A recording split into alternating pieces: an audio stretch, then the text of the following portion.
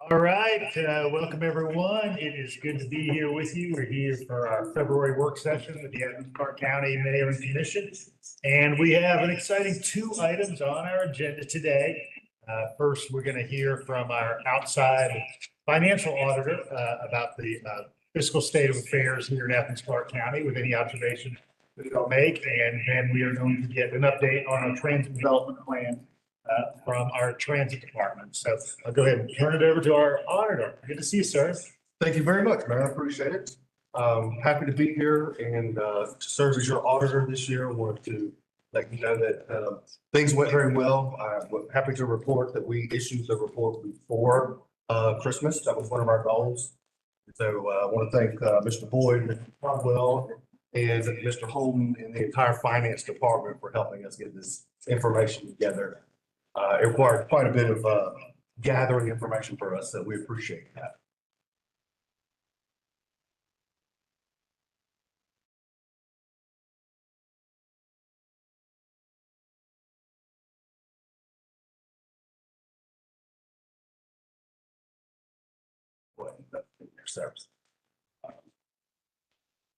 Okay, so starting on pages 9 and 11. You can see this is what we would call the independent auditor's report. And so this is one of the reports that we're required to issue. We issue a total of 3 reports, this being the one that issues an opinion under government auditing standards on the financial statements. And then we issue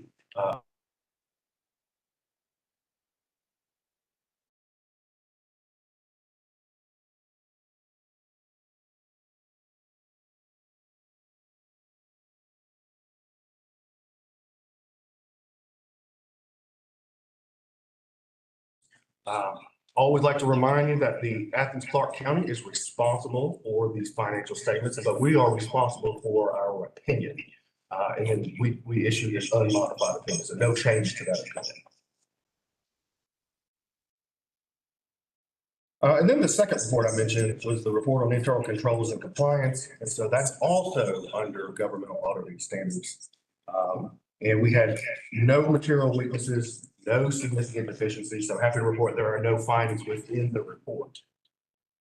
And also no material non-compliance that we found. So going through the records and checking and making through some of our procedures, we were able to see that we did not see anything that we thought would require your attention in this report. Okay, so the third report that we're talking about, that would be our report on your federal expenditures. And so we issue that under the uniform guidance, which is really, I like to call that an audit inside of the audit. So we're looking to see if your expenditures under your federal awards over some of the major programs that you have. We look at the internal control and the compliance of those. And we issued an unmodified opinion there as well. Also, no material weaknesses or significant deficiencies were noted in the internal control over your federal awards. So happy to report that as well. Now you have to forgive me. This is some of the required communications, so I have to read a bit of this, but I am required to report this to you as the governing body. We are required, as your auditor, we're required to obtain reasonable, and so that's not absolute assurance. So we look at what based on risk, and so we assess the risk of material misstatement and develop our procedures around that. So we examine on a test basis. We look at the accounting treatment and the significant accounting policies. Got a bit of an echo here. No, so way to turn that down. Coming through the speaker. His speaker, everything it says, leave urban through his phone. That worked. Thank you so much. All right, like I was saying, and so we believe, looking at the accounting policies, those significant estimates, and we believe that we accomplished those objectives. The accounting policies, like I mentioned, there was one new standard, that's GASB 100. I'll get into the details of that on a later slide.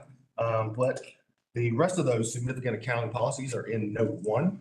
And so we've looked at those. We believe those ought to be reasonable. Your accounting estimates, we list a few here, your allowance for uncollectibles and your pension, actuarial assumptions, those type of things we mentioned that because what happens in reality can be a lot different than what happens than those estimates. And so we want to make sure that you know that's where some risk can be due to the nature of accounting and having to estimate some amounts that are in your financial statements.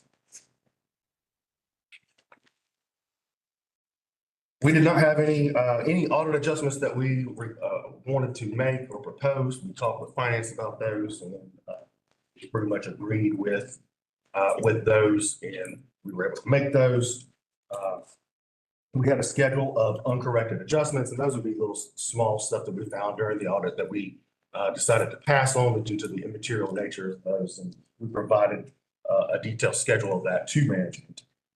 And so those were evaluated and determined to be qualitatively and quantitatively immaterial in the aggregate. So now, happy to report as well, no disagreements with management. We did not encounter any difficulties with the audit.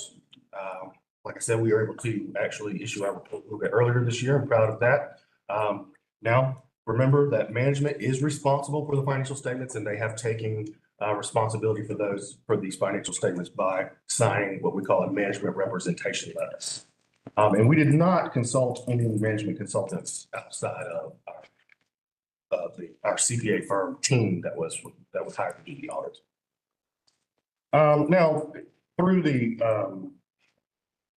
working through our audit, there's generally some matters that come up in through those discussions. Those occur during the normal course of our professional relationships, and those responses are not a condition of our retention. Okay, so that's the required communication, and so we can get to some of the more some of the numbers here.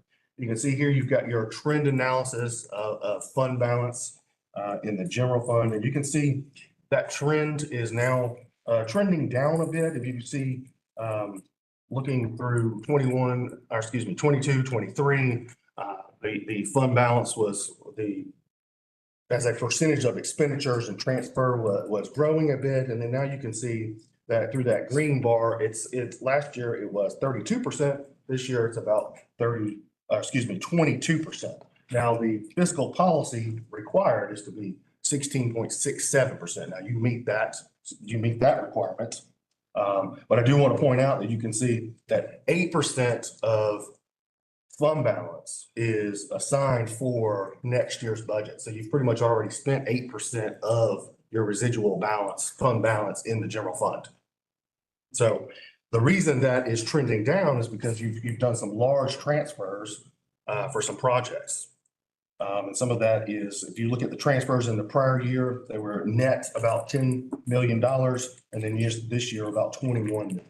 And so some of that mostly due to capital projects, and we'll dive into those even more on some of the next charts as well.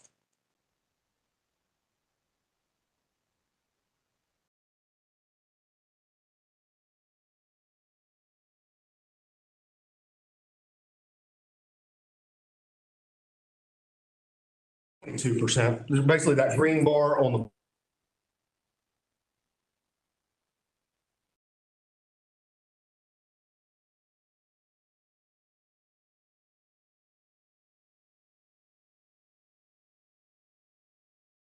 and that red portion is the 8%. That's for the next year. Okay. I have a question too. Yes. And it might be for the finance. I'd be really curious what the previous 10 decades fund balances were.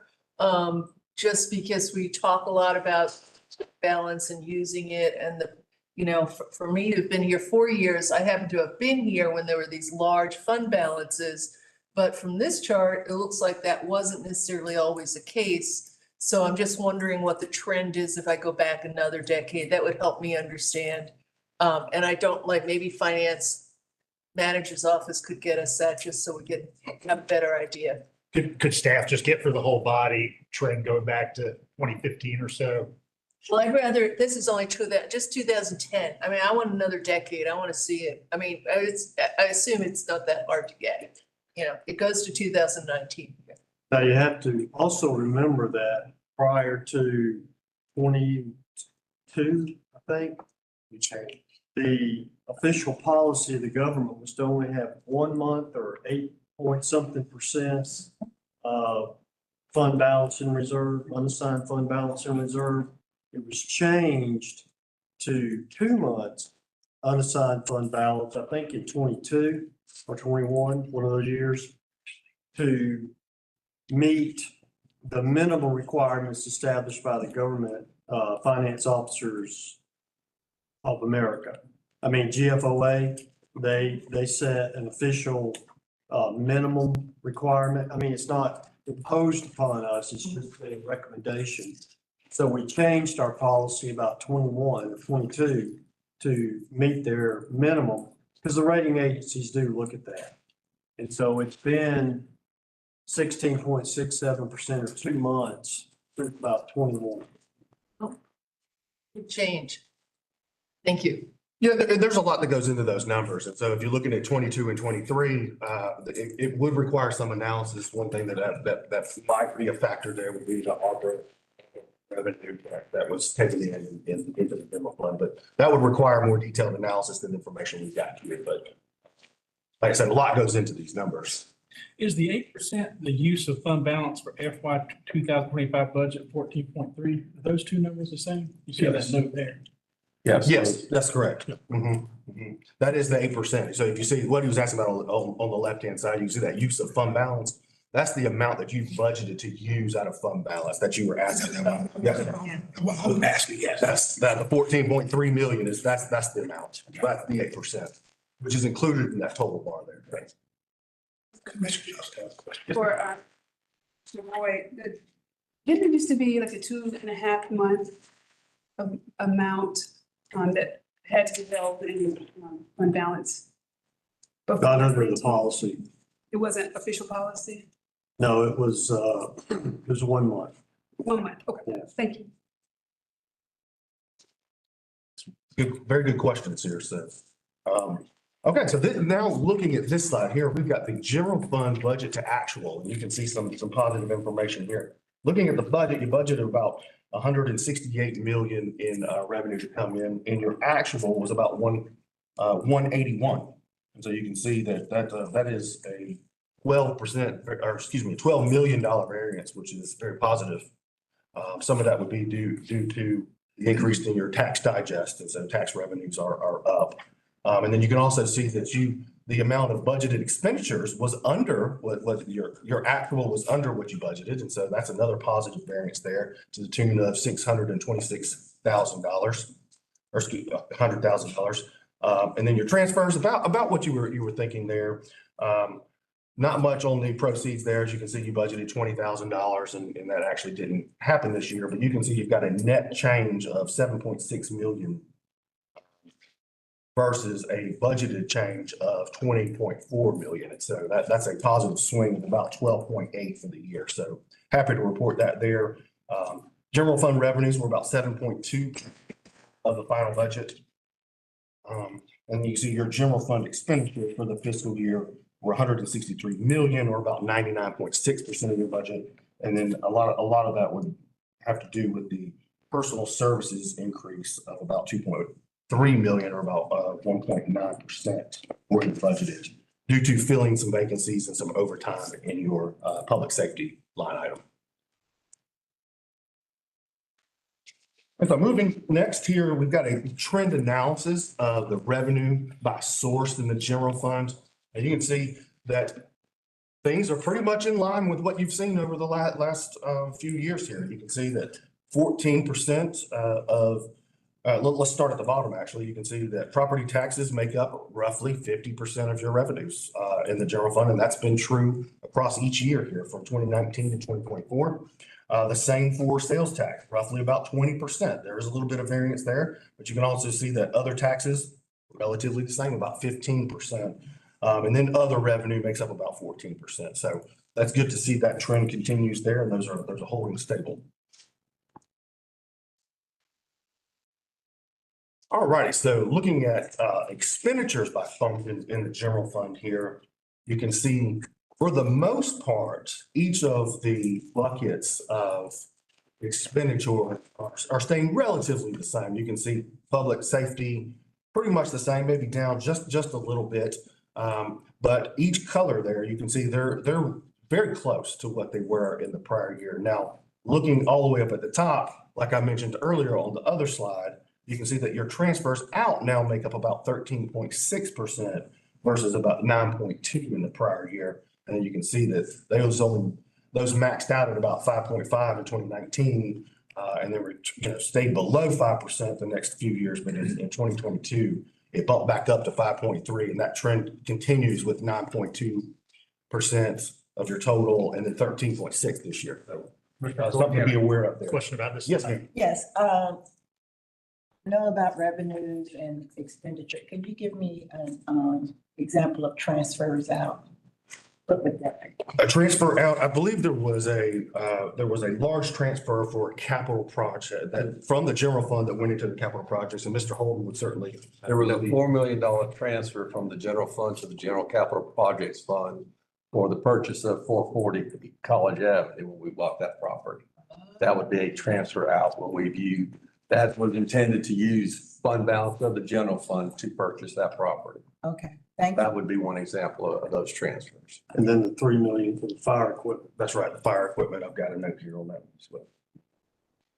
Those are two largest transfers out, the fire and the, Well, those were one time that were decided during the year. But prior to that, there was between 12 and 13 million budgeted to go to the capital projects fund. And so those were added to that. Does the fire department have a capital improvement plan? Yes. This was just a one-time emergency? I can speak to that a little bit if that's all right. So the fire apparatus lives in the fleet replacement plan, which has been chronically underfunded to the tune of about a $10 million deficit. These are the biggest of the big rocks. So there was a lump of apparatus that was coming forward over a period of 2 years. We did some procurement activities to know what was the pricing of what did we have to have immediately in 1 year, and then what would be the advantage if we did a purchase of all 5 units. Presented that to you all with a recommendation of 5 units supplemented with fund balance. So the final purchase was a mix of SPLOST, fleet replacement funds, and fund balance. While that's not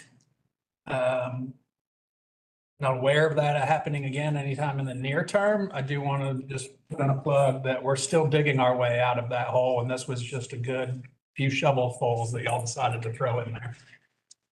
Thank you. All right. Thank you.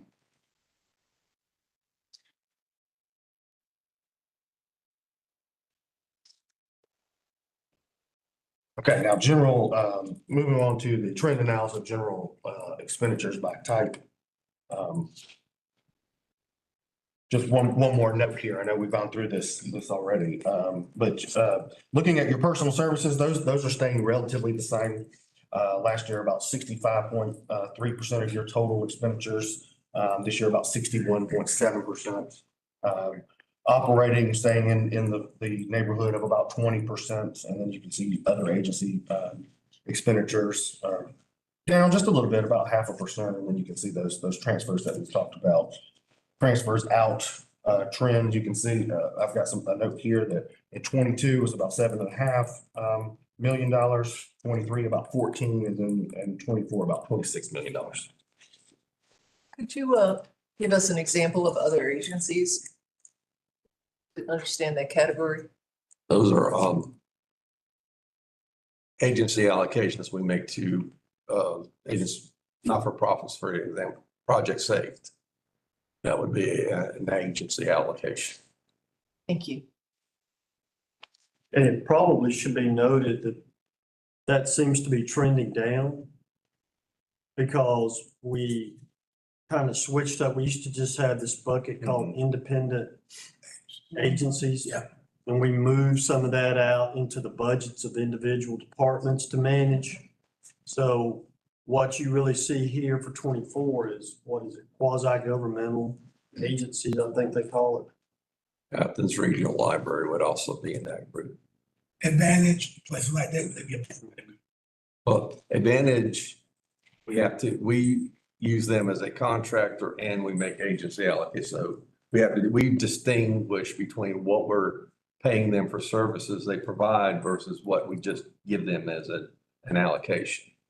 So that anything for Advantage in other agencies would only be the allocation portion of payments to them. This may be a question for, the mayor, the mayor. The neighborhood leaders, traditionally, they probably should have been in the independent, what he just said, the agency, but they are now in the general budget. So if they're in the general budget, But both of those independent agencies are part of the general fund budget. okay, They just were a specific chunk of it. And so as I think you heard John mention, sometimes you route expenditures through a department versus sort of being a direct allocation from the mayor and commission, kind of in lump sum. but when we look at, John, but, you know. but when we look at the actual budgets, the line item budget, they are separate, right? They're a line item budget. But they're under the general fund, which means that they're deriving revenues from property tax and from the LOST tax, for example, rather than being in an enterprise fund like public utilities or in a capital project fund like SPLOST. Well, I don't want to hold up the presentation, but there seems to be some more things I need to learn.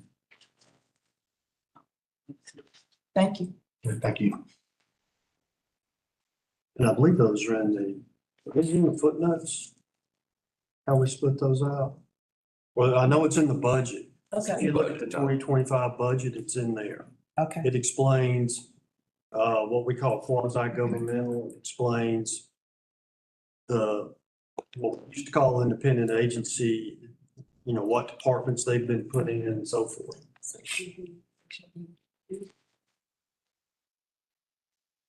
Okay. One of Yes, sir. How much We, of inflation factor in, because I'm looking at our trends, how much does inflation factor into that rise in costs? Transfer, does it have anything to do with what we're transferring out? Does that play a part? oh, it's certainly a factor. And when you think about a capital project, you're going to pay more for a capital project today than you would in 2020. So definitely part of these numbers, those numbers tend to get higher. I think our constituents want to know that because they're looking at this trend and see how we spend it. We need to be able to, at this point. That's right. Inflation is very real and definitely a factor in these numbers as they are increasing. All right, now, and when we're doing our audit, we're also required to, like I mentioned before, to look at your internal control. And so, like I mentioned, we didn't have any that we thought came to the level of putting it into the actual ACFR into those reports. However, we do have a couple of comments that we find that we like to mention due to the nature, and they're an opportunity for improvement. And so I should keep in mind that these are also, especially this first one here, you can see that this is a repeat comment. This is a segregation of duties comment. And just to remind, it is a cost benefit analysis. And so sometimes it makes sense to hire someone else to segregate duties to safeguard assets. And then there are other times where it may not. That analysis needs to be performed by management. However, as the auditor, we just want to make sure that we're making you aware of the potential risk when it comes to the segregation of duties. So as I go through here, this is the first, and again, a repeat comment here. Tax commissioner or probate, same individual has custody over the assets and the cash disbursement transactions and also reconciles the bank account. So that there is more risk there, and we do recommend segregating those out. So I can remember last year I brought this up and obviously it hadn't been corrected. And I'm not sure, maybe Mayor, when it comes to our budget hearing, things like this, when you have some irregularities, the same people doing the same thing. I specifically remember talking about probate court last year about this, and we need to get that corrected. And I think we need to bring it to the attention. This should not come back to us next year with the same thing. And you might kind of offer some perspective, because I know you've got a lot of city. and county clients. That's right. I would say this is a very common thing that I see in these constitutional offices. Most of the counties that I work for and audit have this comment, and it's due to the cost of segregating is higher than the actual risk that you're taking. And so as long as that analysis has been done, then that's perfectly fine. It's fine to take on that risk if that's what you decide to do as management. But we just want to make you aware of that risk. So we will, and I say that because we will continue to make a comment because we want to make sure that you're aware of the risk. I feel like that's our job as the auditor. I understand. Totally understand if management has done the analysis and said, the risk is that they could steal $10,000 and we need to hire somebody for $50,000 to segregate duties, if that makes sense. And at least a piece of that, I understand to be sort of a function of the scale of a community. So in a probate court of a jurisdiction of 1 million people, you're going to have significantly more volume than in a jurisdiction of 130,000. That's correct. So some of that is, the prospect of repairing this with what would be basically a fractional employee versus not enough job in a jurisdiction this size to have a full-time employee doing the job. I want it to be noted when they come to us for their budget, that I want us to emphasize that they need to put some type of practice in place so the same people not handling the same responsibilities. That's just not a good practice. Now, I'll be honest with you, I'm not sure.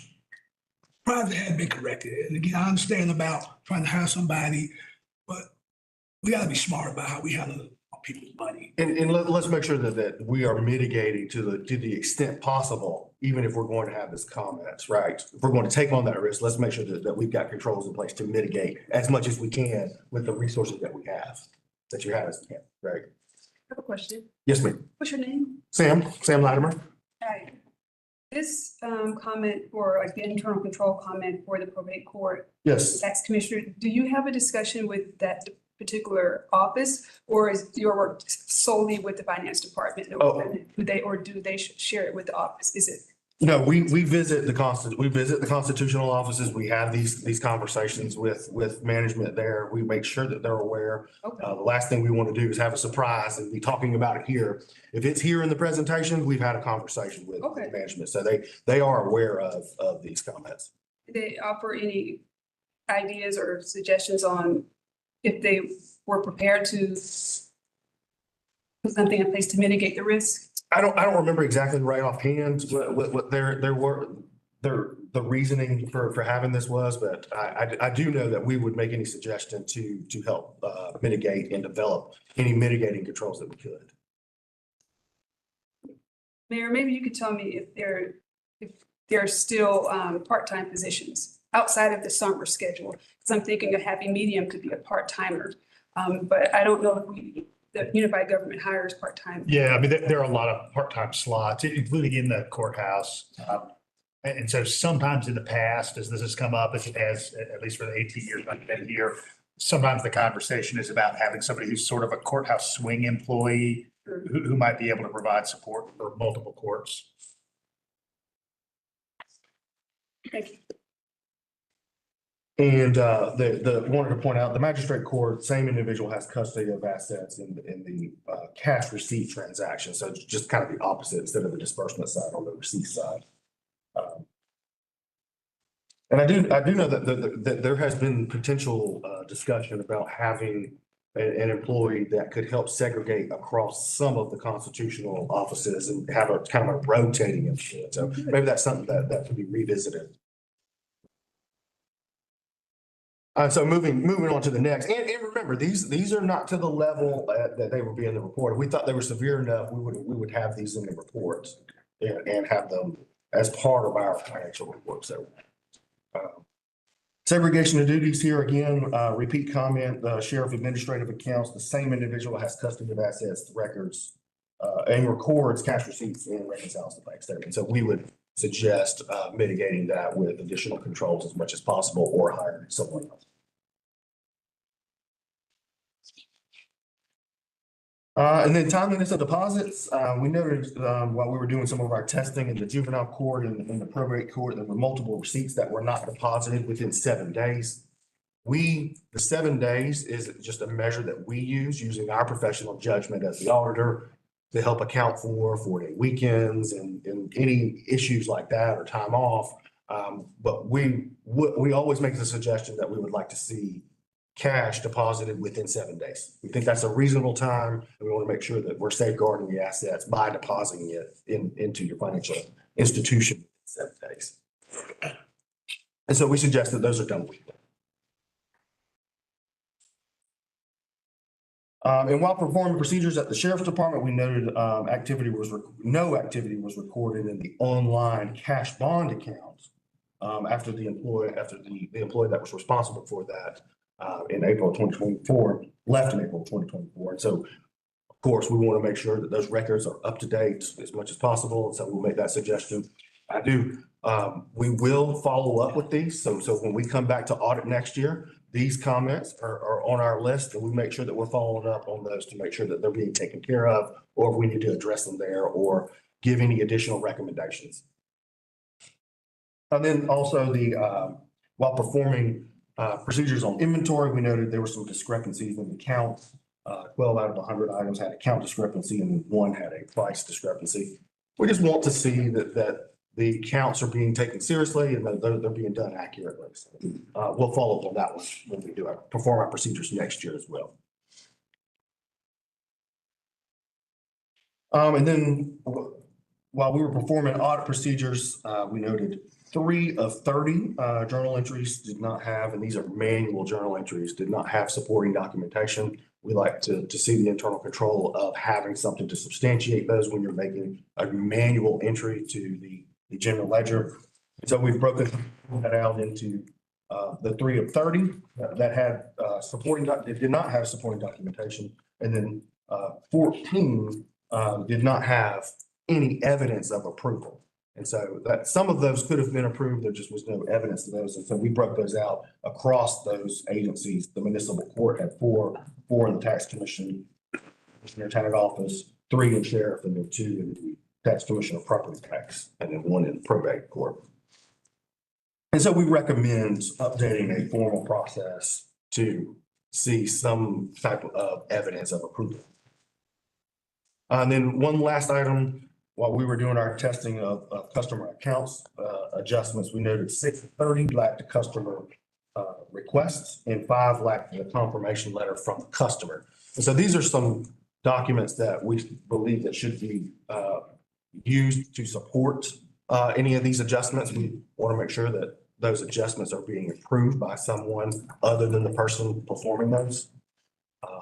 And so we recommend a formal process be approved for water account adjustments pertaining to the documentation of those and the evidence of approval of those.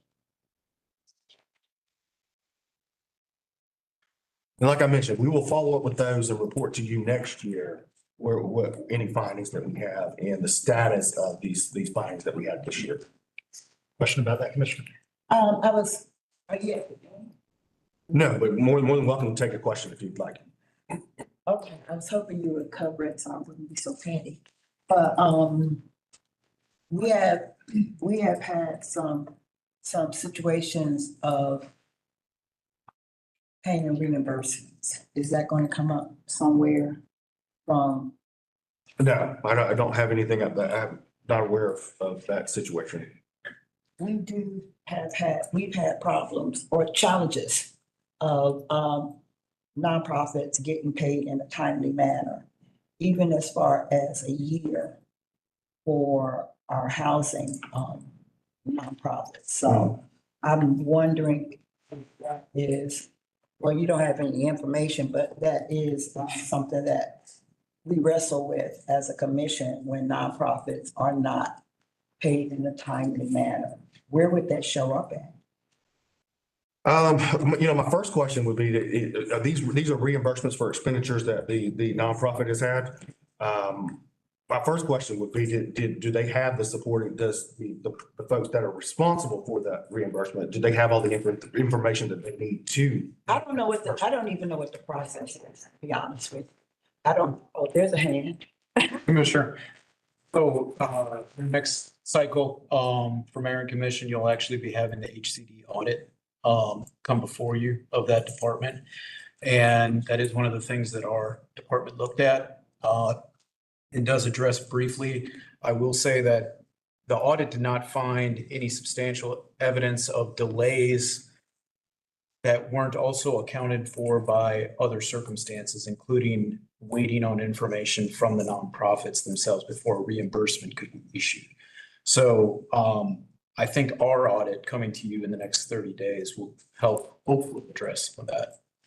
Well, I do look forward to that because, and I guess that's a conversation that we'll have, because I don't think that, when we, the commission approves something, we think it should, I think it should take less than a year, even if there is missing information. It shouldn't take a whole year. So that audit, that department-specific audit, that'll be in front of us. So we'll be seeing that in the coming cycle. But that's generally not part of Sam's scope. Well, it may. That's right. Maybe it should be, but thank you. I appreciate that. And I was making a note of that. Their evaluation is of all funds. That's right. Across the entire government, including component units. And that was my point. That Yes. was my point exactly. Now, are you talking about the situation we used to have where commission would adopt a budget that would include payments to nonprofits? And then it took a while for their contracts to be approved and all that? And that's And my I- point. I don't know what maybe that's what I need. It's just a little diagram, because I know it's not all HCD that, it's not like HCD writes the checks. I know there's a stream of things that happen and I don't know what they are. Will that sequence, would be part of what commissioners see in the report? Yeah, I mean, I think the sequence is touched upon. It's not necessarily in the form of a flow chart per se, but I mean, certainly. Oh, that's fine. Yeah. That's fine. And again, I'm not trying to take anything or give anything to Sam, but I was just talking, if we're talking finances. Oh, yeah. Any questions? Welcome. Absolutely.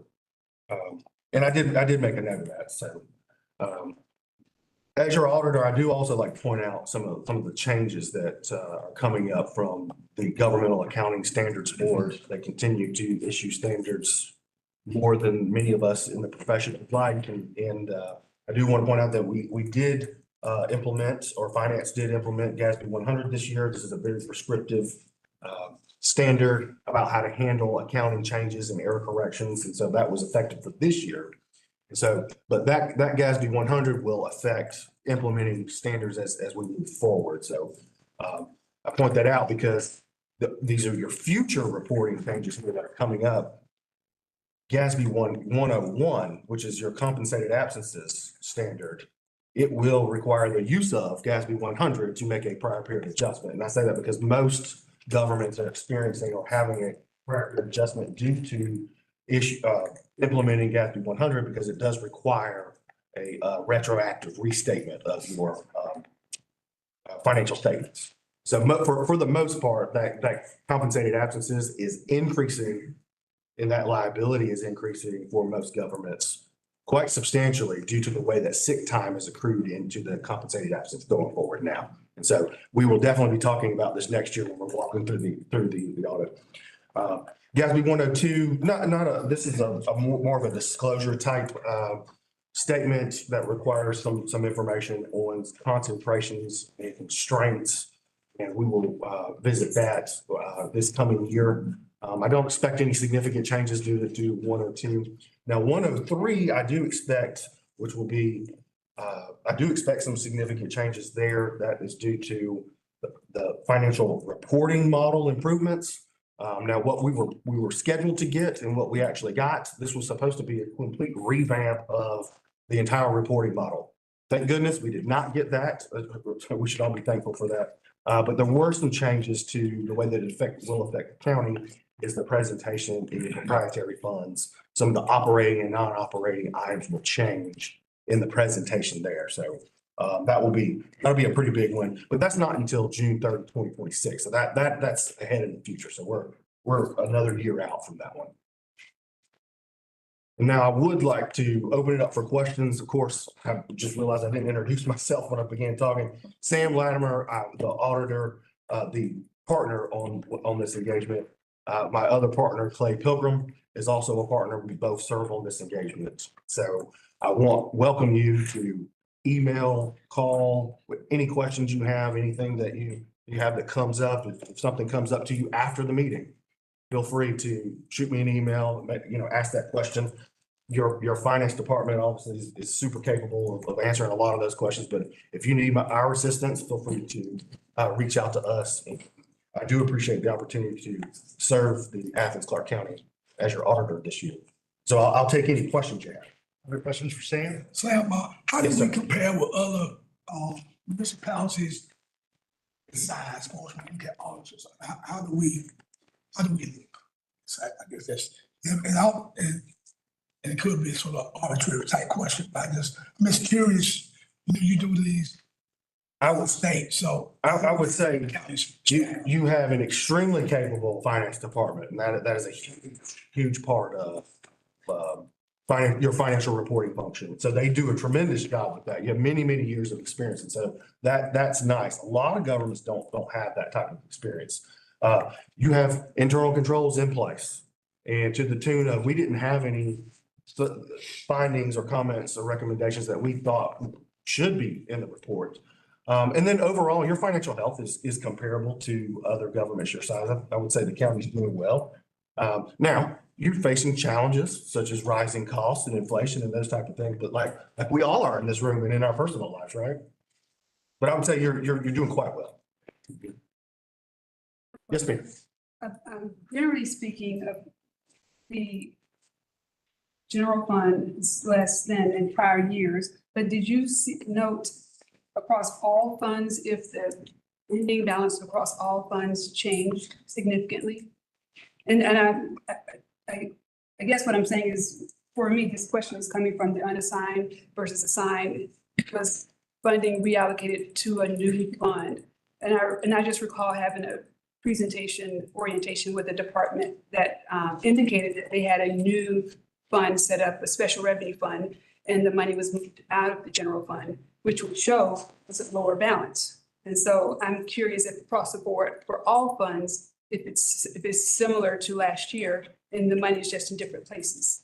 I would say it's similar to last year. Okay. Yeah, nothing significant. And we do note if there's a special revenue fund, enterprise fund, any of those funds that have a deficit balance, that we always point that out. And that would be a required disclosure in your financial statements. And that would probably be something that I would have a slide on to let you know. And these gentlemen would definitely be on top of that to keep track of that as well. Yes, ma'am. I really appreciate the compliments on our finance department. Thank you, guys. Several years ago, I was asking about zero-based budgeting. And I think Sarah George gave us a list of different, I didn't even know that there were different finance techniques. When you're comparing us, or not comparing us to Commissioner Fisher's question, are different counties or cities using any other types of financing measures that you think are just as effective or more effective? Talk about budgeting Yes. measures, way you budget. Is there anything that just, and maybe not, because I've been pushing this zero, but nobody don't seem to like my idea, but That means a lot more work. that's, yeah, it is a lot more work. I get it. Yeah, and I'm not aware of any Okay. techniques that are being used other than what they're using. But I do know that like I mentioned, these guys would be up on that and definitely be able to, because you do have a section of your finance department that is the budget department. They do a tremendous job. No, they're. Oh, they're not. Budget is separate now. Yeah, that's all right, strategic planning and budgeting. Yeah. Excuse me, I misspoke. They still share the space.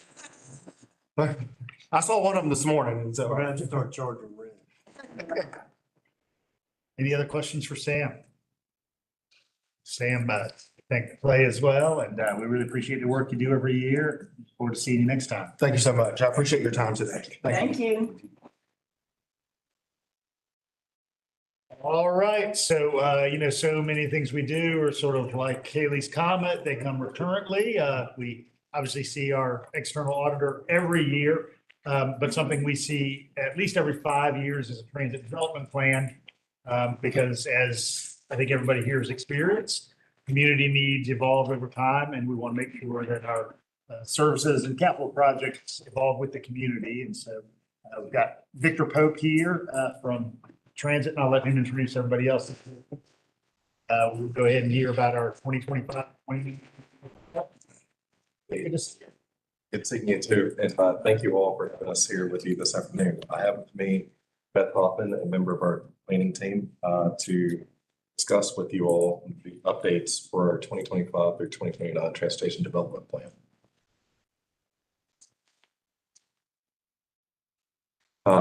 Today's agenda is essentially a recap of key findings that we have done analysis on over the past really a 3-year period of time from 2022 through current, and also for high-level scenarios and plan recommendations, and also discuss next steps in the transportation development plan. We have a brief timeline or a high-level timeline to illustrate where we started at Q3 of 2022, and also the efforts that have gone on in the intermediate period. We've held several public comment and stakeholder sessions. We've also consulted with this body to get your feedback and your mission and objectives from the transit department and services that we provide to the community. So we had a couple of stakeholder meetings where the stakeholders of the community were able to provide comment on not only the public surveys, but also provide comments directly on what they think it would be helpful from the transit department and the services we provide to. In Q1 2024, you all may remember we sent out a survey for you all to complete to get your feedback on and the mission goals and objectives you wanted to ensure were captured in the TDP. In Q4 of 2024, we came up with an unconstrained project list, meaning that it's not constrained by financial barriers, which is a requirement from the federal government when coming up and developing this plan, that we don't really consider cost as a primary driver or a constraining factor. And that really helps us explore options and opportunities in which we may be able to expand the services and not necessarily focus so much on service.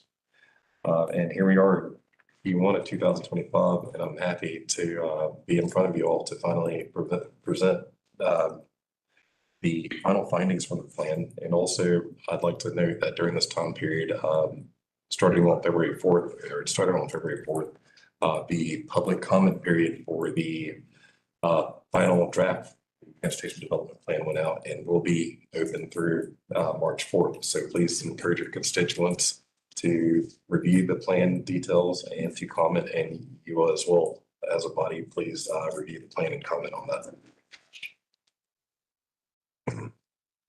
Just as a recap, what the transportation development is, it is a prerequisite from the federal government to essentially outlay a high-level mission and goal statement essentially for the transportation system. It is not an implementation plan. It's not going to really specifically talk about specific routing, but as a high level, what type of service model would we see in our community? What would do well for the needs of our community based on the goals and objectives established by this group and also the public as well. It's a guide on a high level to implement those services, and also it takes into account changes in the community, whether that be population, land use. These changes all drive the transportation needs for the Athens-Clarke County community. As mentioned, we reviewed existing conditions, and also what changes have occurred in Athens-Clarke County since 2018, when the last transportation development plan was published. We held several public engagement events. We received over 450 public comments during this time period from both stakeholders, community members, and this body as well.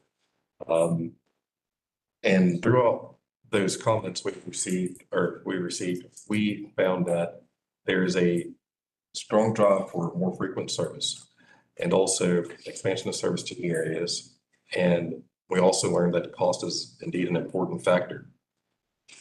The goals are enhancing opportunities or access to opportunities throughout the Athens-Clarke County community, whether that be jobs, education, recreational activities, and also creating partnerships with other agencies throughout the community as well. Promote sustainability and also increase and explore revenue streams, and also ensure that our assets are reliable and safe for the community to use. I'm going to hand it over to Beth Hoffman, and let's talk about the next slides. All right. So Vic kind of went through all of the tasks that we went through when we were creating this, both what has resulted in the final TD. One of those tasks was public engagement. And we talked to a lot of folks during the public engagement task. We talked to y'all a few times. We had a stakeholder committee, also released a public survey. And this is just one example of some of the feedback that we got. It also happens to be pretty representative of the feedback that we got both from the stakeholder committee and from the actual mayor and commission through that survey that we released. And that is to say that all groups prioritize more frequent service and service to new areas pretty definitively. But this does show that the other kind of categories of response that were available to folks. So there's kind of the additional service areas or service hours category. That's this group kind of in the middle that you can see here. That's earlier morning, later hours, increased morning, those sorts of responses. And then there's, excuse me, another category that I would call passenger amenities, and that's like the cleanliness of on board, the Wi-Fi availability, and the real-time information, those more information categories. Then we went on to the needs analysis, and so what's showing here is the change in who needs transit over time. This is a composite transit propensity, and the transit propensity is measuring minority populations over 65, those with disabilities, no cars, limited English speaking populations, and low income populations. So that's taking where those people live and then showing a composite density of where they live without factoring in actual population density. So, people per square acre. So you can see where those populations have shifted over time, maybe where they're taking up more geography in the north portion of the county. And then you can see over kind of towards the border with Oglethorpe County there, there is greater transit propensity or higher transit propensity populations over there. And if you compare that to the next map, so the map on the left here is was on the previous slide. That's the change in transit propensity populations. And then when you add population density, it really starts to change the picture of where transit is not only needed, but also feasible. Transit propensity density just affects the type of transit service that can be sustained in one area as opposed to another. So for example, shorter headways are generally more feasible in denser areas. So you can see those are the areas kind of highlighted in downtown and the more historic neighborhoods. Whereas fixed route transit is less feasible in the less dense areas. That does not mean that other types of transit service can't serve these areas. It's just a different type of service that we're looking at. To add to what Beth just mentioned, when we talk about fixed route transit services, we're talking more of the traditional large buses that you see currently. The other modes of services that we explored are also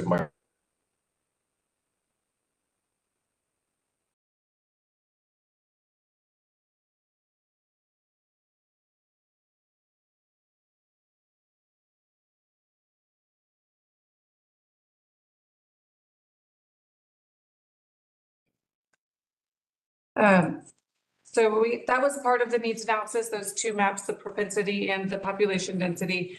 We also looked at some transportation characteristics. There are lots of freight plans in the area, bike ped plans, other transit plans. We looked at some demographic characteristics and came up with the needs analysis, which culminated in a summary of the transit needs and the things that contribute to those needs, which is shown here. As far as people, Athens-Clarke County is a regional employment hub, meaning more people are coming into this county than leaving it for employment. The top employment sectors in Athens-Clarke County require a variety of transit approaches. So the top three sectors are healthcare and education, which are very common. But there's also a manufacturing segment of your economy that actually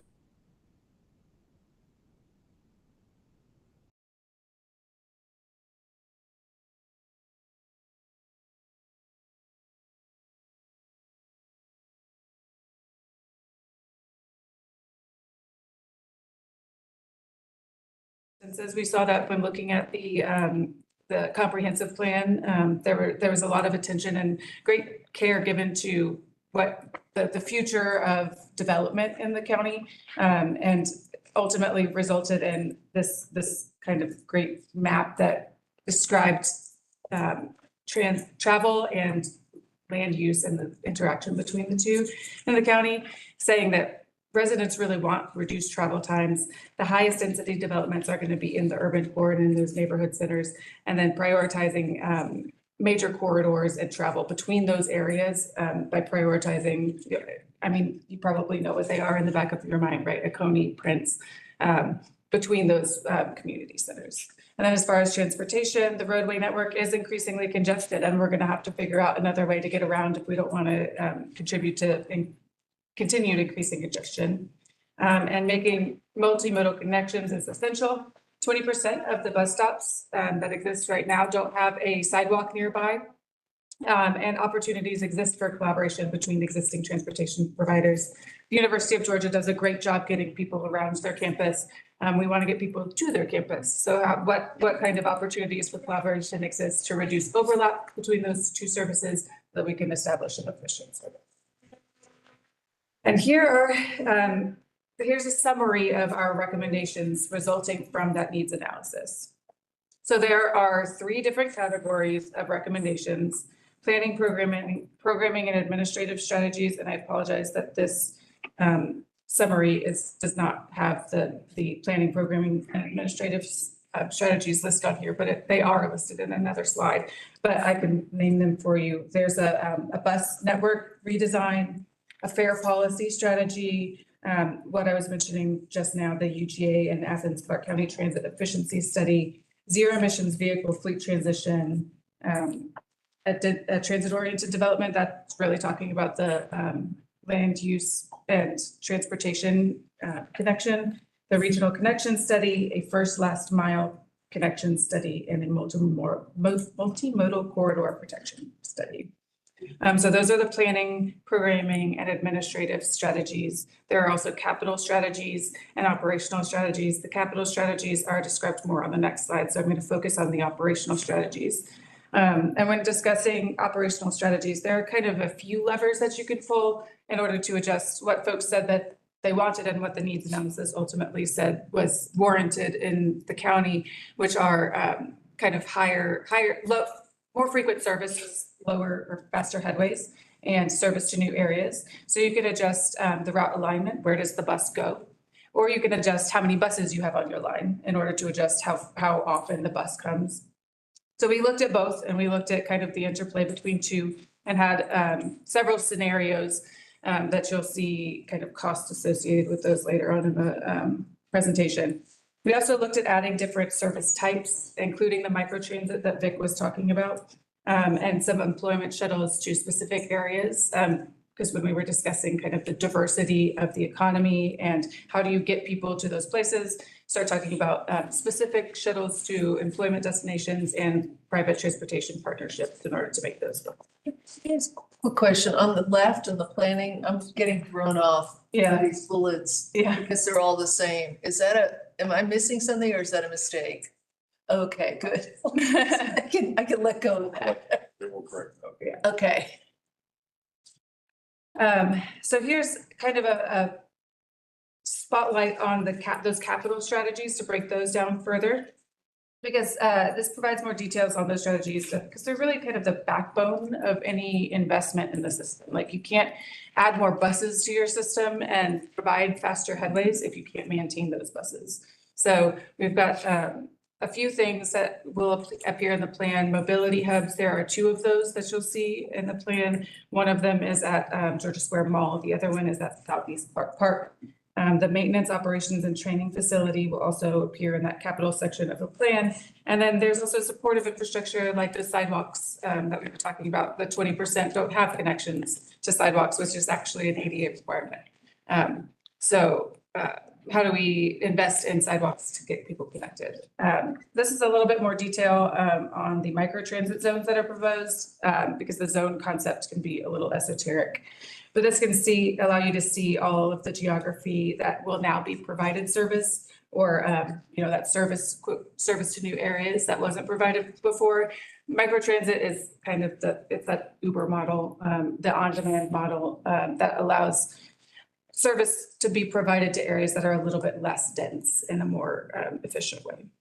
A question on that, and I'm just looking at the one on the bottom right because that's where I am, but Okay. the question would apply to something else. I'm assuming that's the road over on the right, the one that goes the whole length is Whit Davis, and then that other part is kind of gets an arc in there on there. Is this one of those things where it's not going to go out further than a certain? It depends. This is how we set it up here, but you could have, for example, there are like prioritized stops within each. So I think if you're looking at the South Athens microtransit area, there was the Kroger and there was FedEx Airport that was prioritized, but then also you could program the model to go to those stops within other microtransit zones. So nothing has been implemented yet, so can't really say. It just comes with a cost, so not no. So is this just in this image we're looking at here? Does this mean that in this plan, we could change it, that the people who'd be able to use it would be in here or the stops would be in here? Well, I would say that this image right here is for illustrative purposes. It's based on the transit propensity maps. But as a value call decision, this body has the ability to say, hey, we want to run it all the way to the county borders and really disregard the zones that are image. So these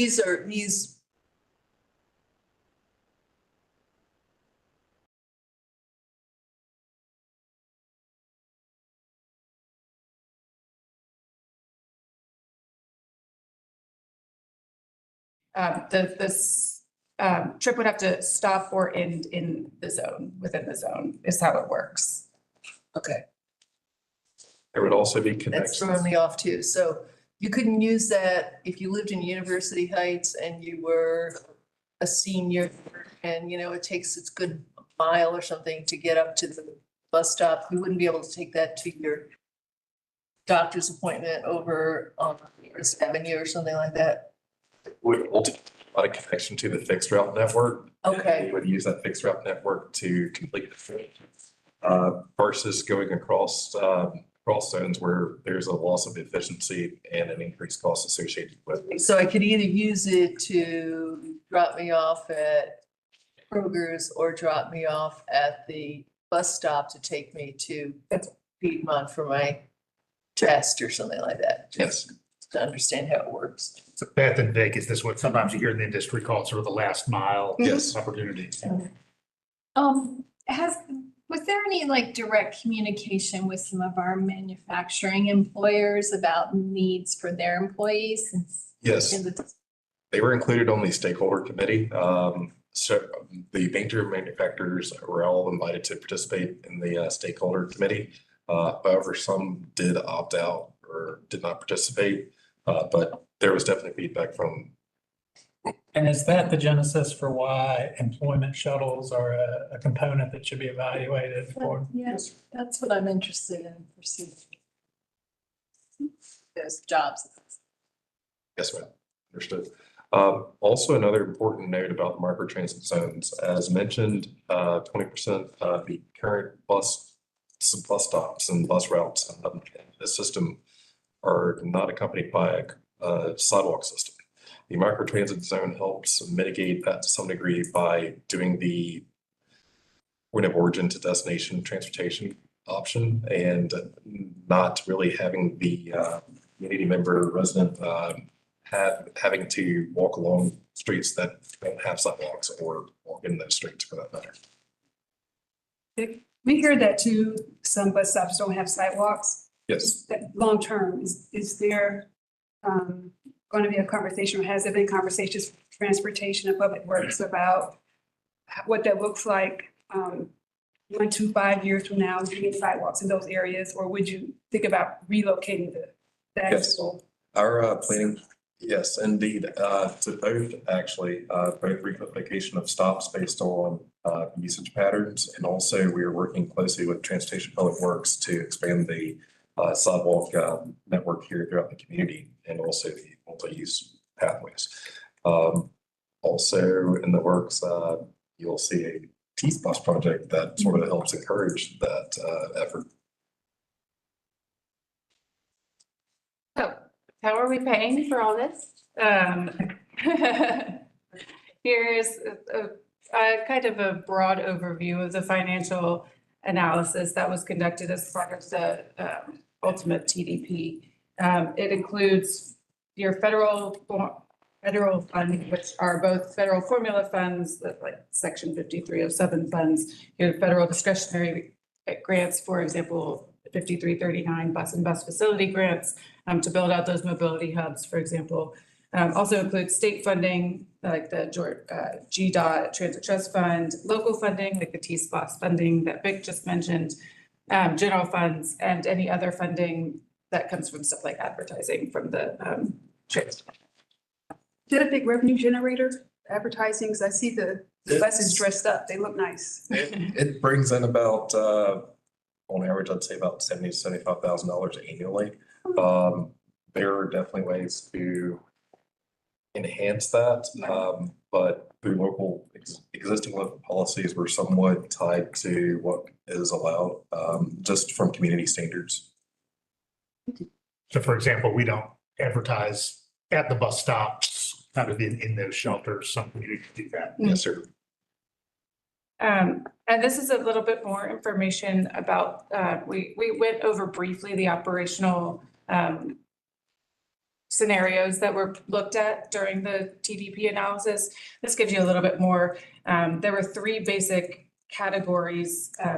We used the existing alignment of fixed route bus, then we changed that alignment, made it a little bit more efficient. So that instead of these, if you look at your alignment right now, it's kind of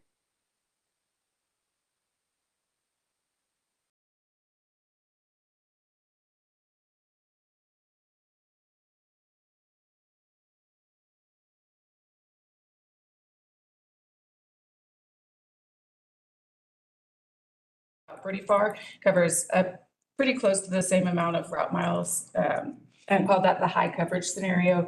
And then if we dial that back a little bit and then add the micro transit, so you're not losing any geography of service, but the fixed route bus doesn't quite go as far. And we're calling that the high frequency because it does allow you to run faster service because the routes are shorter with a little bit less investment as far as like the cost of running the fixed routes.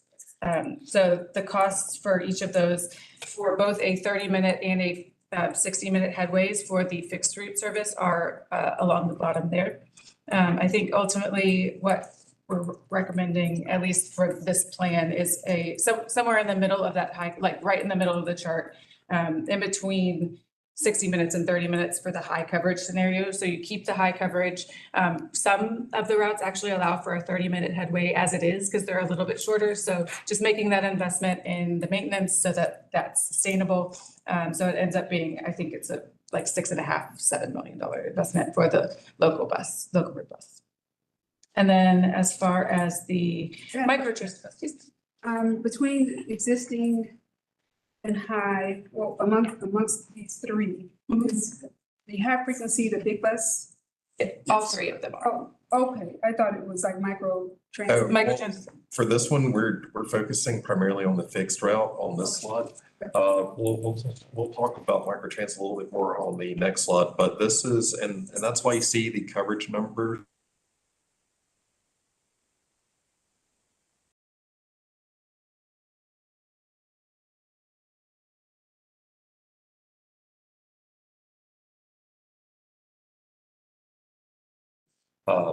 Vehicle that's more suited for navigating the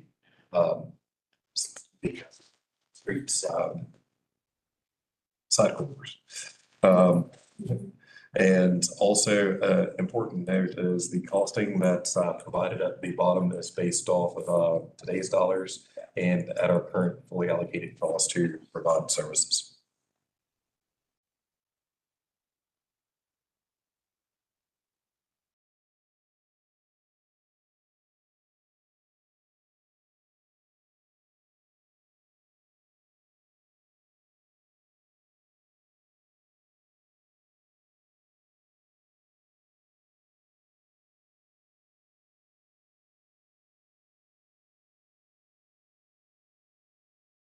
Geography that's. So it's the jobs that exist in the jobs itself, not the people who are going to jobs, right? Right, because then population is covered. Population could include children in here, right? So you have 53,000, but the jobs is the jobs that are in would be served with. Reached by. What is it? What is is it a quarter of a mile or a half a mile? This is a 3/4 of a mile is what I forget now. Now, okay.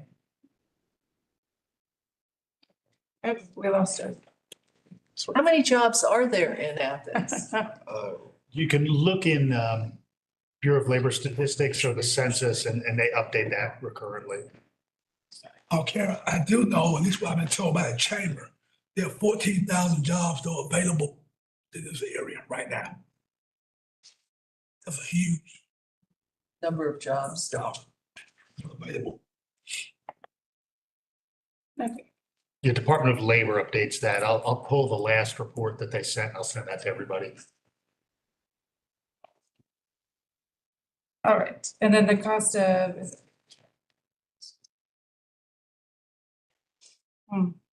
Yeah, Stuart, we're having some issues advancing the slide deck.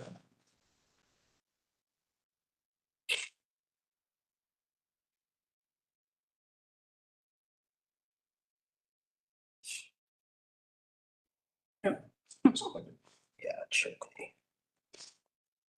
Okay, just sleepy.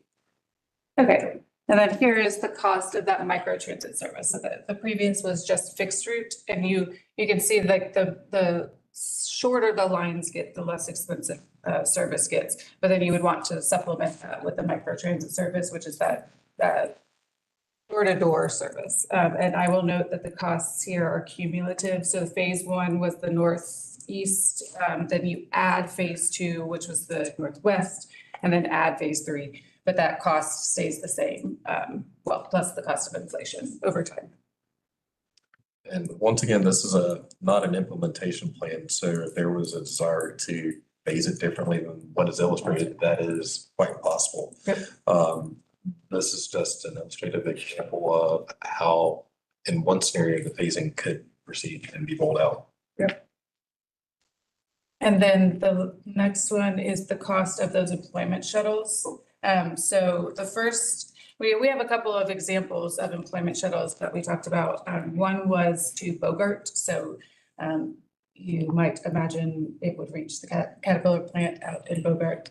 And so running, I think it was 30-minute service. You could run about 7 shuttles in the morning and 7 in the afternoon just to the Georgia Square Mall hub. Once that's built out, it's about $75,000. So not that expensive as far as transit service is concerned. And then regional service, so that this went all the way to, so it went from the Georgia Square hub to the Doraville MARTA station. And this ran 4 in the morning, or maybe 3 in the morning and 3 in the evening. And it was about $300,000 on those coach style shuttles. So You said it's running towards the Doraville? Yes. Doraville MARTA station, yes. To mention, when we were looking at some of the goals and objectives for this plan, evaluating the strategic goals set by the American Mission and the ACC strategic plan, it is noted that some of the objectives have changed since then. So once again, this is not an implementation plan, but you all do have the ability to prioritize what type of services you'd like to see and also the timeline for implementing those services.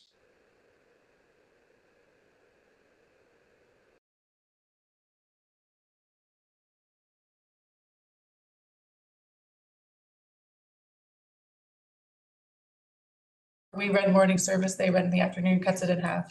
It's sort of like IGA style.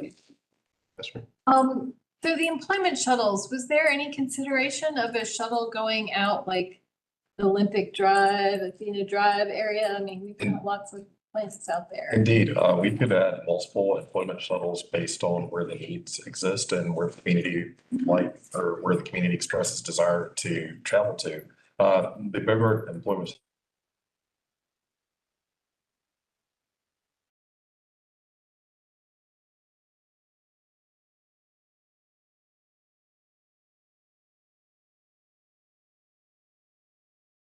added as an add-on. But if you wanted to increase service in that area, then yeah, you want to do something specialized. Sure. Here's the cost of a few of the capital planning. Well, this is the planning, programming, and administrative costs of those plans. We give you the cost of this because it's really good at the backbone and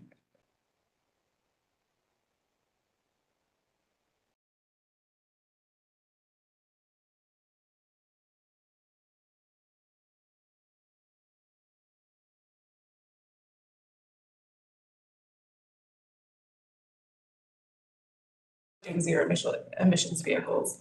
So you'll want to have that.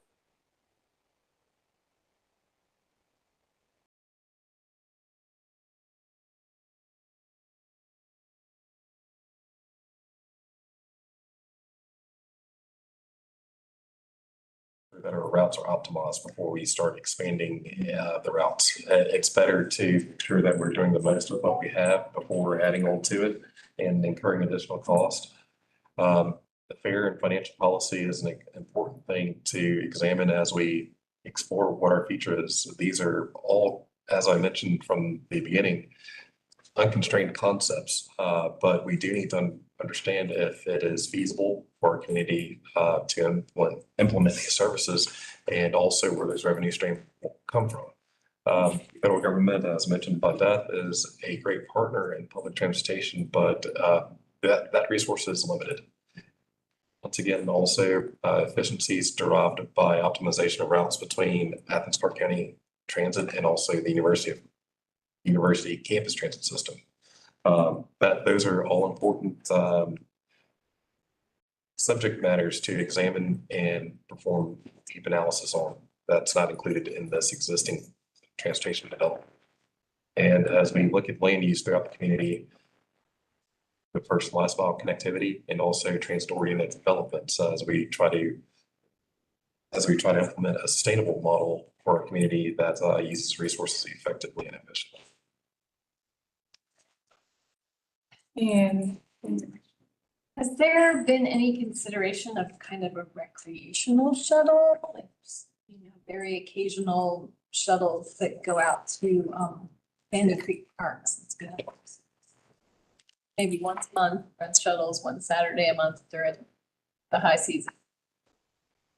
Ideally, our microtransit zone that runs to the north would help provide connections to the Sandy Creek Park area as a commission defined option. That's something. I mean, I just have to open up a conversation with leisure services to make that kind of program available on kind of a.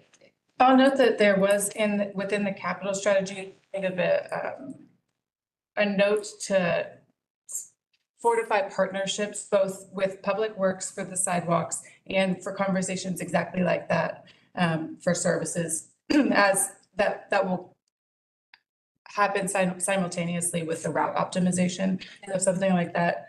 I mean, I could see it as more of like a special occasion thing, like maybe you do it, you're doing it once a month with people.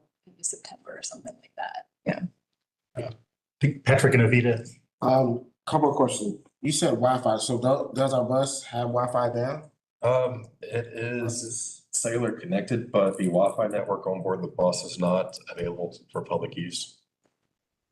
Can you explain those little minivans? How do they work? So that is sort of the vehicle models that we are examining for the microtransit, smaller, more nimble vehicle that's able to go down those tight neighborhood roads where the city bus is not really suited for.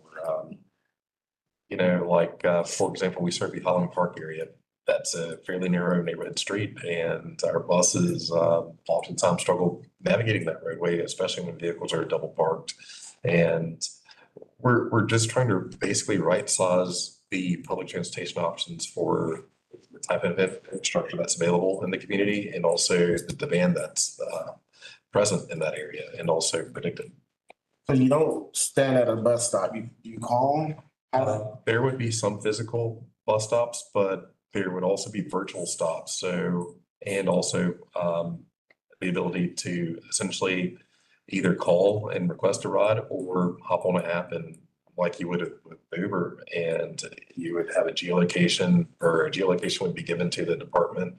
The driver would then be given instructions on how to get to that point, and the pickup would be made. At that same time, from the resident perspective, they would be given an ETA time. So the need for actual physical stops is reduced because they're not waiting for some extended period of time, and they are aware of where that vehicle is in the process of picking them up. So they can take shelter if it's cold, or, you know, stay inside if it's raining, instead of being outside in the elements. Why are we moving to Olympic Drive in the future from, what's that street uptown or something? Yes, sir. The transit department, in conjunction with public utilities, has purchased property on Olympic Way. That is the planned site for the future operations and maintenance facility. We're still on funding options for the construction facility, but it is definitely the desire to move there in the future, and also part of the T-Spot project. In fact, I might remember that somewhere in the 25 or $30 million range. Right. And construction costs have gone up considerably since last time we discussed it. We're probably looking somewhere close to about $45 to $50 million. A full system in Greenville recently built one for, I do believe it was $43 million. And it is outfitted for zero emission fuel technology, such as, in their case, it's electric. And that's something that we would want to incorporate in the new fleet. Currently, Pound Street doesn't really support the needs or the infrastructure needs for zero emission fuel technology. And we're going back, I think I'm going to kind of piggyback on Commissioner Davenport's question about the micro van.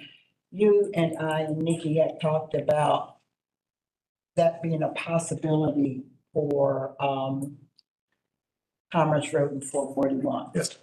And it's not for recreation, it's for services and the folks that live out there. So I know that Commissioner Fisher and I have a T-Splosh problem to address that. So is this another option with your plan, or I mean, if the T-Splosh falls apart, recommendation, is this another opportunity with the plan you're presenting? Yes, ma'am. I would offer that microtransit does not preclude the ability to access those recreational hubs, but it really provides access to opportunities for everything, whether that be employment, education, recreation, and I did see your T-Splosh project submission, and I think this would help address some of the needs and concerns that are outlined in that project. One of the things for consideration along the Commerce Road corridor is the lack of sidewalks. It is the high-speed traffic that travels up and down that corridor, and the ability to navigate that safely and also ensure that our residents, if they are using our services, they have a way to get from the point where the vehicle drops them off at to where their final destination may be. And when we look at a curb to curb type service that microtransit could be, or door to door, depending on how you all would like to see that service implemented, it really mitigates that need for temporarily. It mitigates that need for having those sidewalks until we can receive funding and install that type of infrastructure along the scooters. And in case anybody doesn't know, when, I thought that Francis came up further than it does. It really is like down there by the bypass, Yes. pretty much. So you have housing, businesses, and we came around the table because we also have a drug and alcohol program that people cannot get to or could get to better if they had transportation. And then Commissioner Fisher, of course, wanted to make sure we moved around Newton Bridge Road. So I'm hoping that, you know, your report will enhance the T-Splosh project because there's relatively, and I'll be honest with you, if you go to that's parks, Sandy Creek and all that, 9 times out of 10, you got a car. Now, maybe people don't go because they don't have a car, but the need, the everyday need is much more essential or just as essential. I won't put one down. Indeed. And Commissioner, as we look at a more sustainable future for Athens, as we talked about congestion of the roadways, it's not feasible to have more cars on the roadways, but instead we need to provide improved transportation options through public transportation. And I think that you're valid in the point of connecting residents with services such as the Athens-Clarke that is on 441. And thank you, by the way, for inviting us out there the other day. That was quite eye-opening and definitely humbling. These resources are needed in the community. Thank you. Andrew had to get it. Maybe a little bit of a follow-up question, understanding the relationship, PDP, and then other services funded in the community. So you presented in microtransit zones that were based on transit propensity and some density factors. Yes, sir. If the commission would like to look at other zones beyond that are maybe don't have those same contributing factors, does FTA view that, first of all, does that have to be in the TDP to be advanced as a service? And then secondly, does the FTA view it differently, whether it is or is not in? The FTA would view it as, well, the FTA will not stop us from implementing or expanding a zone that's established or that's illustrated one way in the TDP versus the way that we ultimately decide to roll that service out. This is just more on the FTA level to show that there is a plan for public transit service implementation in this for service provision in this community. I wanted to make sure I did not say implementation because it's not an implementation plan specifically. It's just more of a services development plan. So I would say if there was one thing that there is to remember about the transportation development plan, it is what can be, not what has to be. And because we're illustrating microtransit as a concept, that can be up to, you know. So similarly, like we might show a conceptual route, but then when it comes time to actually implement that route, if we deviate a bit, they don't. It will not bind us. Yeah. Mr. Fisher. Thank you. Appreciate the presentation. Couple of things. How are we on drivers? I know solid waste have had some challenges trying to get drivers CDL. So how are we with drivers? And from a bus perspective, how are we on the upkeep and maintenance of our buses? And are we moving towards electric buses in the future? Well, so I will start with the drivers and very proud to announce my team has been quite proactive and very aggressive in recruiting of operators. Including conditional offers, we only have one full-time vacancy as far as transit vehicle operators. So that is thank you. I'm very indeed, and that's this upcoming case study is very important to us so that we can retain the talent that we have recruited. That's going to be very important as the private industry is also struggling to find those qualified applicants. And what we don't want to happen is them to come in. We train them currently, we work with our HR department to allow us to hire people with Class C licenses. So the basic automobile license, and we now train them to commercial standards and take them to get the commercial driver's license and they're able to operate our heavy duty transit fleet. And that said, now that they have a commercial driver's license, they're ripe for the picking private industry. This job. Yes. Yeah. What about your buses though? Our buses, our buses right now, we're going through a midlife cycle with the hybrid fleet. There will be an agenda item coming before you for the engine replacement of our hybrid bus fleet, the vehicles that were purchased in 2018. Not all of the hybrid buses, but the 2018 group specifically. We have a maintenance plan that calls for the replacement of those engines at 250,000 miles for 6 years, whichever one happens first. We've already experienced a couple failures of that fleet from either failing ESS, or the battery pack that provides assistance, or the engine on the bus.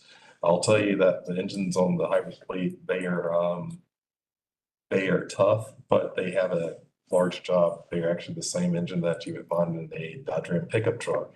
Cummins 6.7 liter turbo diesel. So it's able to move that 40,000 pound vehicle pretty quickly. So it's working to do so. But at the same time, the hybrid fleet has been quite reliable and has served us well.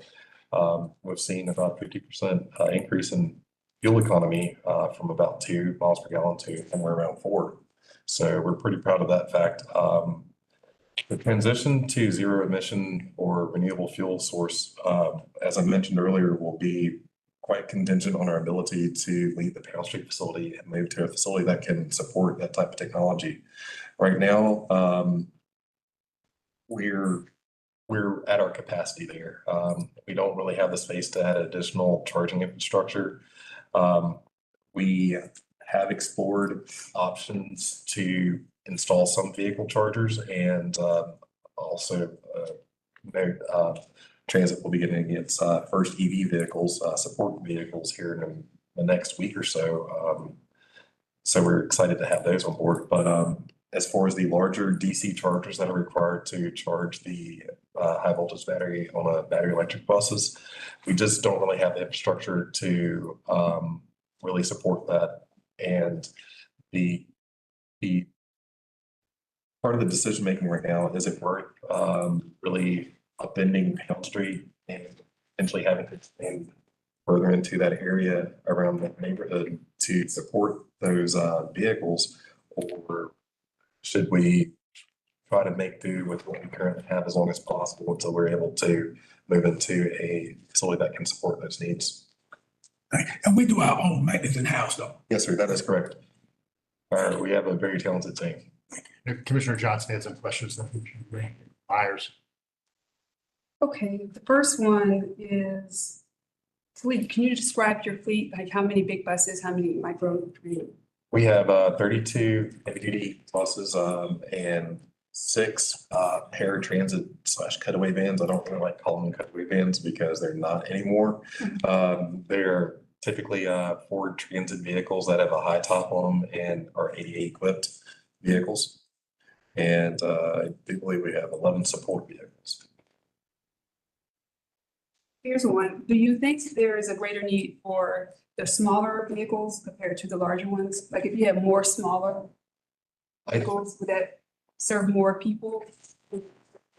Money or? Well, the smaller vehicles will not necessarily necessitate a lower operating cost. And the reason why is that depending on the service parameters, if you're looking to still maintain low wait times, like 30 minutes or less, you're going to need more of those vehicles. Right. And one of our largest operating cost centers is labor. So yeah, we'll still need to have more operators to operate these vehicles. And also the expected useful life out of those vehicles is limited as well.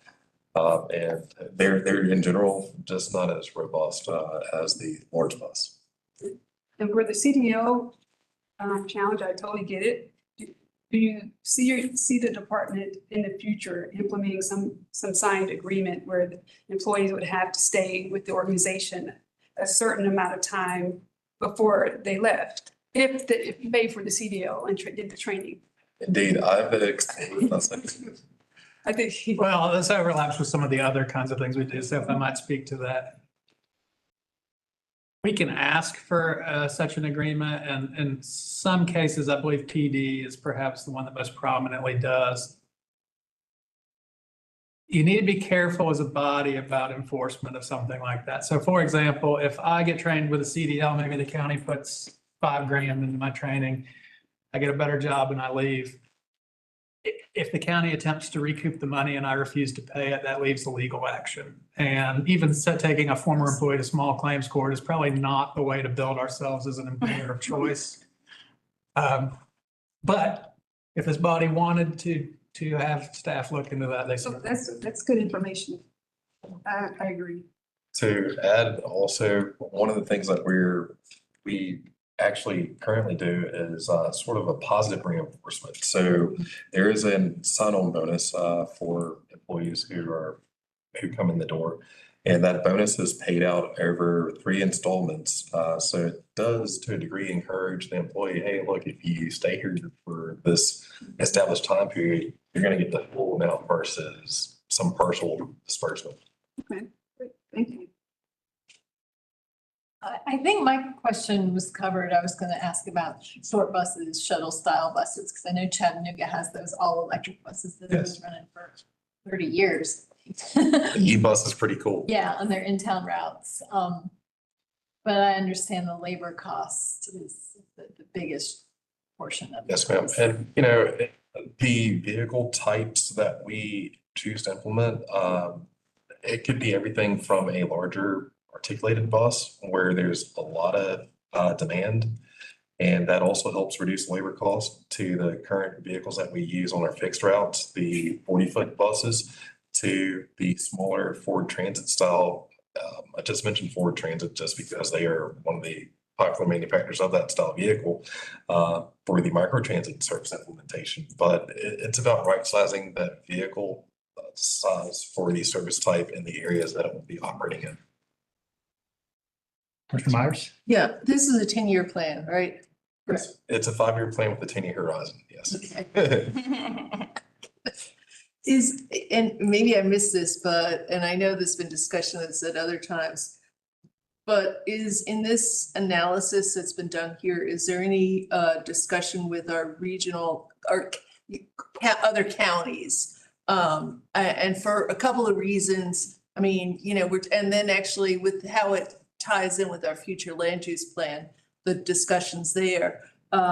You know, in another 10 years, supposedly we'll have 10 or 15,000 more people.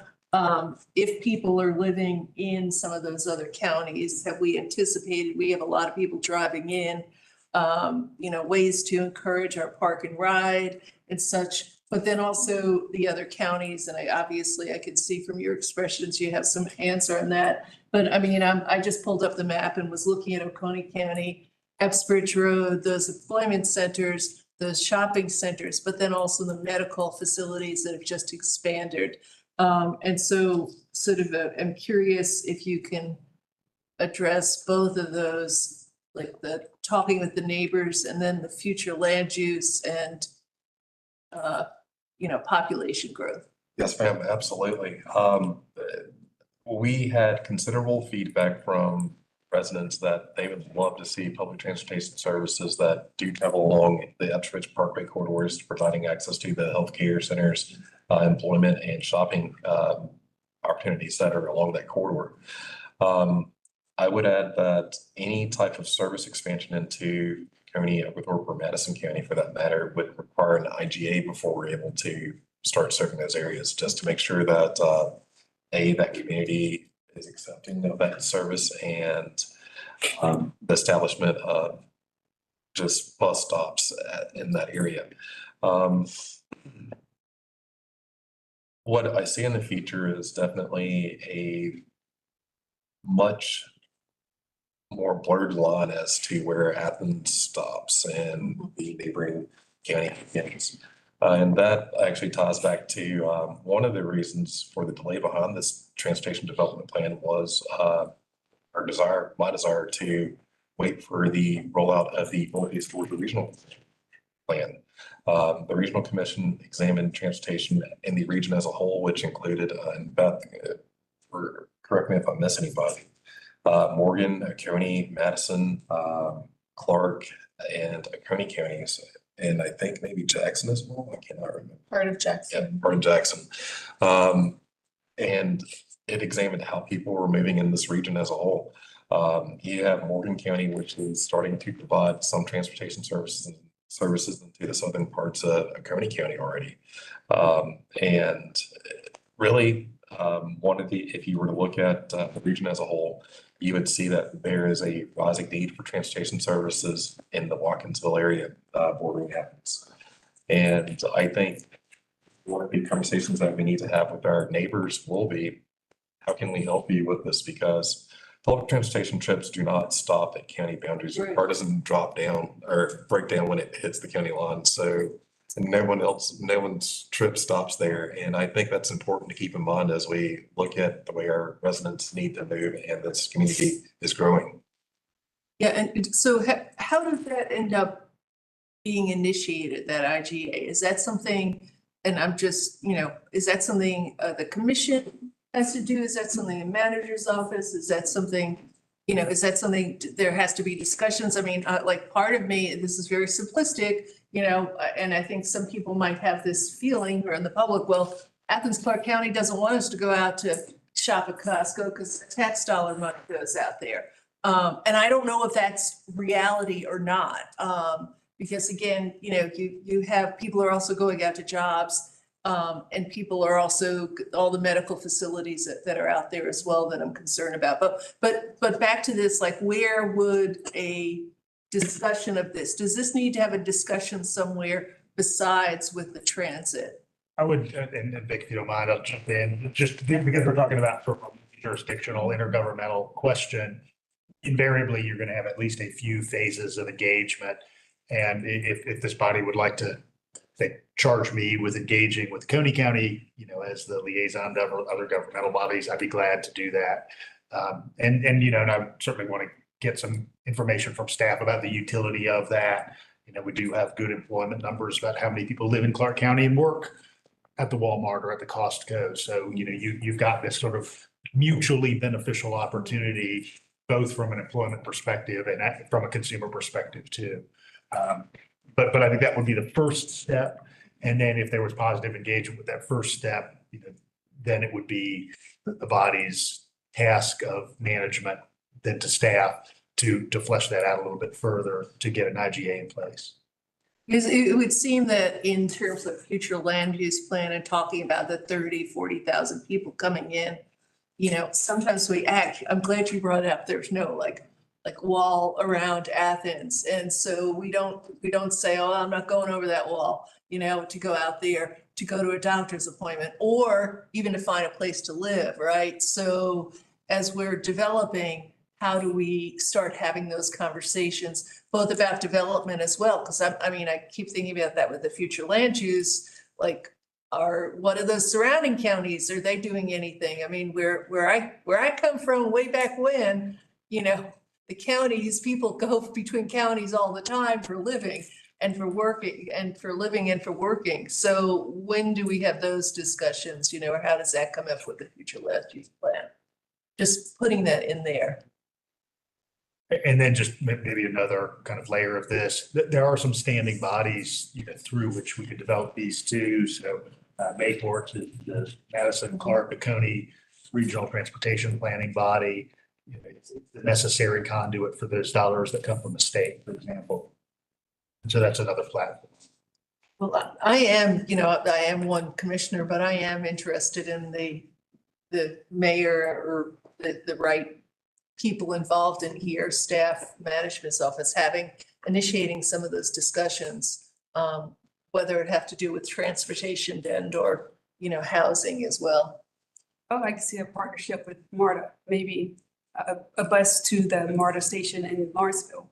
I mean, from there, you can go downtown, go to a ball game, go to a play, and come right back. I would like MARTA authority. I think those are good ideas.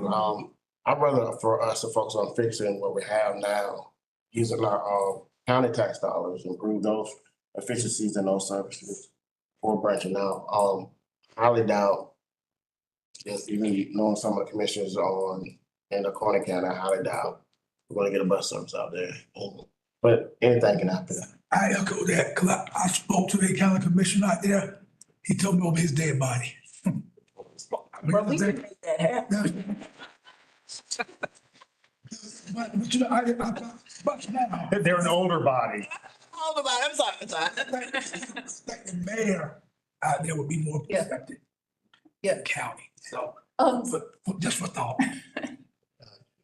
Melissa, Vita. I mean, yeah, I think it's definitely worth having those conversations. The goal is to get cars off the road. I mean, our roads can't handle more and more vehicles. And as far as Atlanta goes, I would love to see a several times daily shuttle bus going between in here and Atlanta is to keep some of these students from keeping their cars back in Atlanta. A lot of these kids come here. We've built like big, massive, dense high rises for them to live in. A lot of them park their cars and don't get in them for days on end. But they need their cars and they need to be parked somewhere and they're clogging up our neighborhood streets. And if we could just get them so they don't need to be bringing those cars to town and they can hop on a shuttle bus and get into Atlanta and get home and hop on a MARTA and get where they need to go 2 or 3 times a week if they need to, because that's a lot of them are traveling back and forth on a regular basis.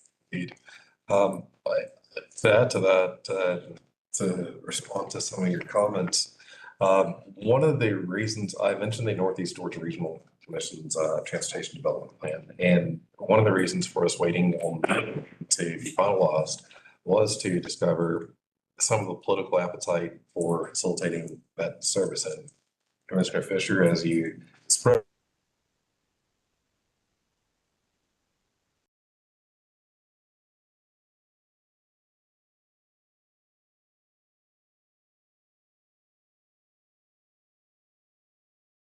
and you all are going to have to really help facilitate, and we as staff will be more than happy to provide the support needed for those conversations. But I think that you all are ahead of where some of our neighbors are as far as understanding the transportation needs of the community and the region as a whole. And because of that, I think there's going to be an educational piece to the equation there. Commissioner Link, we are currently looking at ways that we could accommodate a private partner to help provide that intercity connectivity. Recently, a provider has reached out who recently bought the Greyhound system, FlixBus, and they've asked if they could provide service to the multimodal center, and which would have regional connectivity to Atlanta. Indian Hills station. I used to take the mega bus back and forth. And unfortunately, during COVID, it sort of shifted and didn't do so well, but FlixBus is sort of picking up where that service left off at. And we're looking forward to a potential partnership with them in the future. And one of the things that we will ask them for is their service data. How many people are riding the service, and that can help navigate future discussions as to service augmentation and supplementation. I'd love to see UGA brought into that conversation. They could help get the word out to the student body. Yes, ma'am. I was gonna,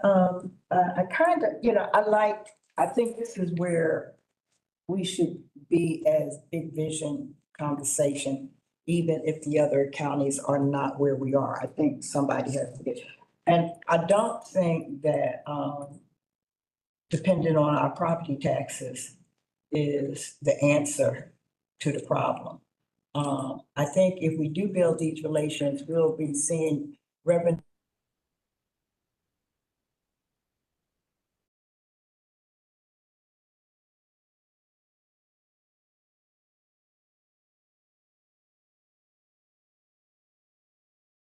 as bright as it was. So I do like the idea of riding to Lawrenceville, and it's just a conversation, but it has to start somewhere. But I think we limit ourselves. We're saying, now we got a lot of stuff that needs to be fixed. I get that. I get that. So maybe there needs to be the folk that are fixing stuff.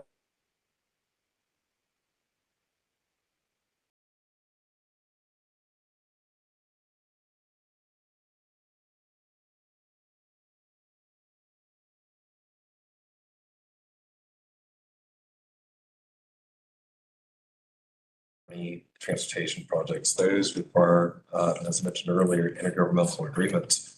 And those agreements can talk about things such as like this T-Plus program that we have, which provides funding for services and capital needs related to transportation. Those can be leveraged.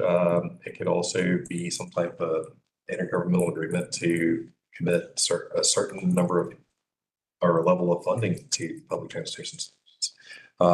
Really, that is an opportunity for creativity of this body and negotiation with our neighbors to really have those conversations. And it becomes more important as I think it was Commissioner Lake, you mentioned the growth of this area occurs. At some point in time, you know, it'll be like any version of some of the other areas in this region where you know, they're looking to live on the outskirts of it, but maybe they don't have that one spot within it that they're looking at to reside in. Just a couple of quick notes while we wrap. Really appreciate the work that you and Vic did on this and all your staff and consultants. You know, I'm excited to think that, you know, while this next 5 years, you know, provides a host of opportunities, when some of you in the room are having the next conversation 5 years from now, there are going to be even more opportunities.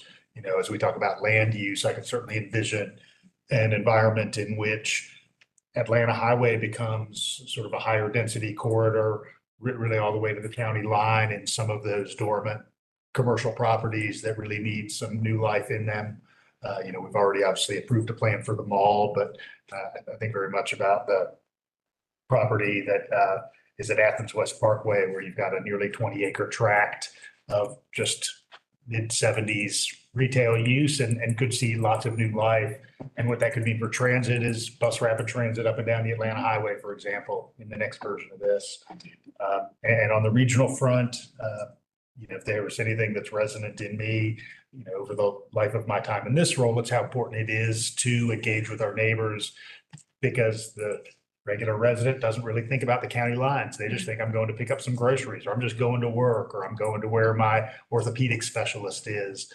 And particularly given this experience that we have with the bulk of UGA's undergrads being from Metro Atlanta, we've got kids every day who are going back and forth to get laundry done, you know, get mom to cook them a meal, hang out with their friends who are back in Roswell or Alpharetta or Marietta or Sandy Springs. Often mentioned intern of mine from right before COVID, my office, Rushton, and his dad lives in Roswell, and his dad would come to pick him up every Friday and take it back to Roswell, hang out for a couple of days, and his dad would drive back on Sunday evening. I'd like to relieve the Dustons and the dads of Dustons of that burden, and relieve 316 of that burden as well. And certainly a regional government that is very interested in transit is Gwinnett. So I think there's a lot of opportunity there. And so whenever I talk to the chair there, I know she's aware of this prospective partnership. Everybody, thanks so much. And we'll continue a week from today at our agenda setting meeting, 6 in the evening. 5:30 as an executive session. Thank you. 5:30 executive session. Very good.